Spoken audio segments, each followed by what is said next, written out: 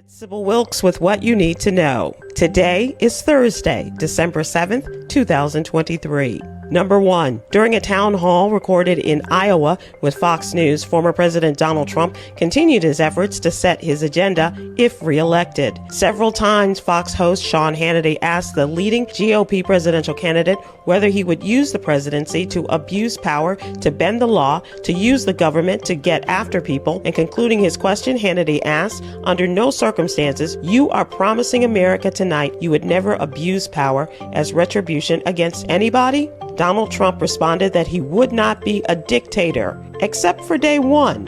"I want to close the border and I want to drill. Number 2, Vice President Kamala Harris engaged in a speed round of diplomatic talks with Arab leaders Saturday, where she focused on shaping the outlook for a post-conflict Gaza, while calling on Israel to do more to protect Palestinian civilians from the devastating bombardment. One of the key messages from the Vice President was conveyed in a face-to-face meeting with the President Abdel Fattah el-Sisi of Egypt, where she unequivocally stated, "Under no circumstances will the United States permit the forced relocation of Palestinians from Gaza or the West Bank, the besiegement of Gaza, or the redrawing of the borders of Gaza."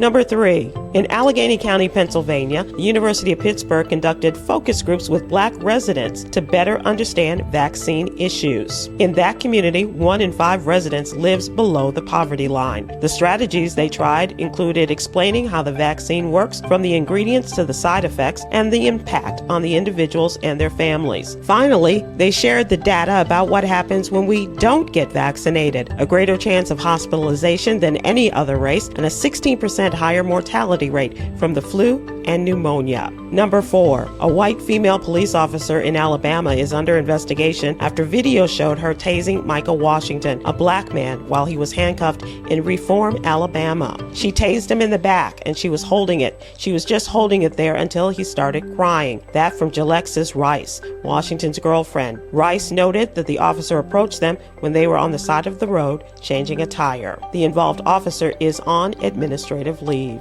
Number 5, SZA, the R&B star, recently took to Twitter to share her candid thoughts on her mental and emotional well-being. "No one teaches you how to enjoy your life. They teach you how to work for it, desire it, protect it, fight tooth and nail for it, pray for it, imagine it, manifest it.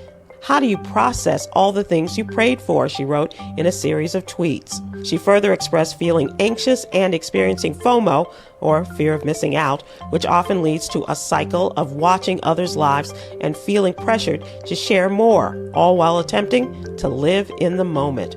Ooh, that's a lot, girlfriend. Here's your daily inspiration from Yogi's Jewels. Life is too short to waste time being around people who don't respect you. Say it.